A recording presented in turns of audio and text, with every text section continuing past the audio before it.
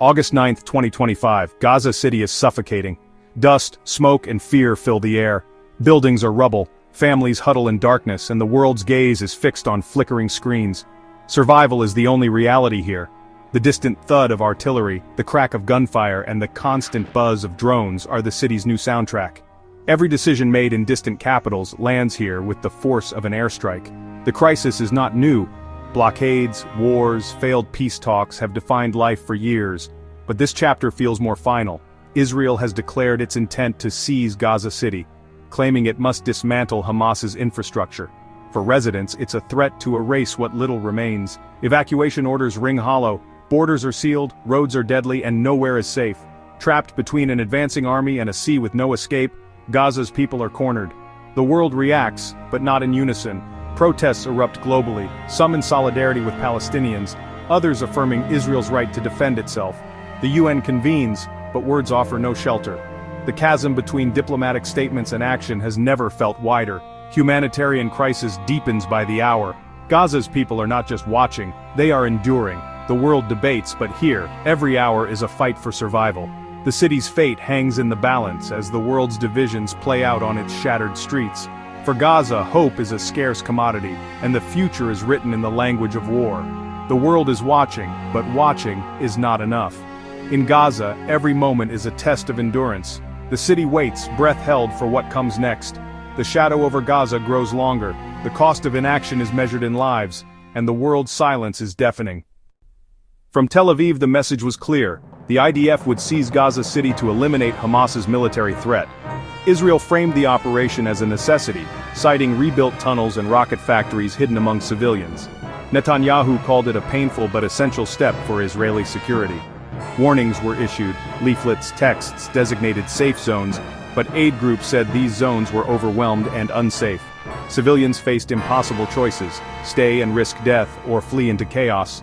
The military plan encircle, bombard, and dismantle Hamas's infrastructure block by block.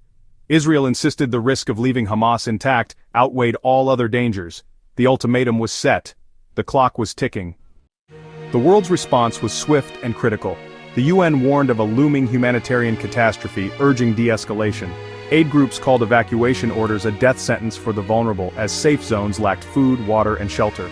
Western leaders urged restraint but reaffirmed Israel's right to self-defense, fueling protests at home.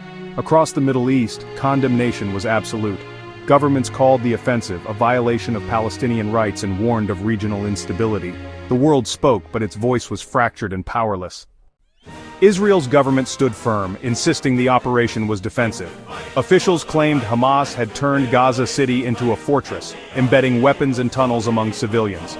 The goals: stop rocket fire, destroy tunnels, eliminate Hamas leadership, and create a new security reality. Leaders invoked past traumas, arguing previous containment had failed. This time, they said, the threat must be dismantled, not managed.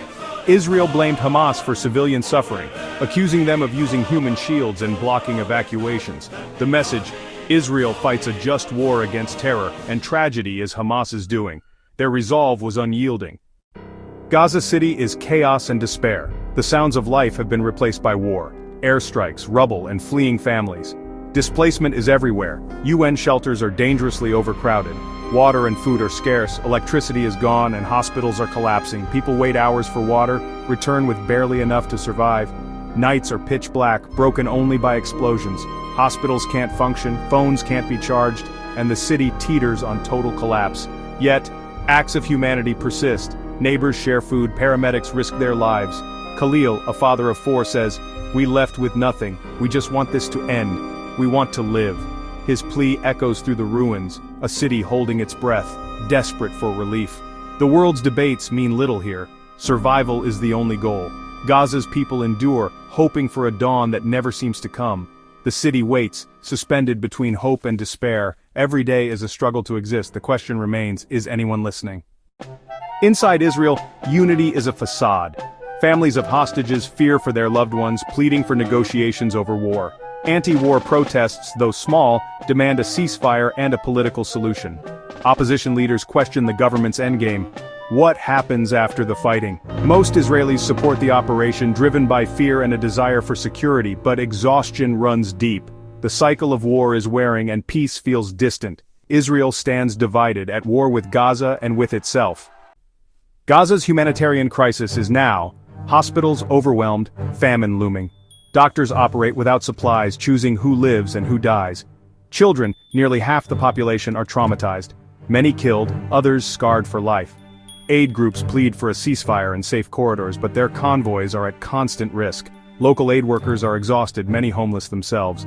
The window to prevent mass casualties is closing. Dr. Ahmed Al-Mughrabi at Al-Shifa Hospital. We are out of beds, out of gauze. Yesterday a whole family died. We are helpless. The world watches, but help is not coming fast enough. The right to life is slipping away in Gaza's hospitals and streets. The system has failed the most vulnerable. Every hour the cost grows. The catastrophe is undeniable. The world's inaction is a verdict. Gaza's children bear invisible wounds, trauma woven into daily life. The sounds of drones and bombs are their lullabies. Aid workers report toxic stress, bedwetting, silence, aggression, and numbness. Children draw tanks and explosions, not homes.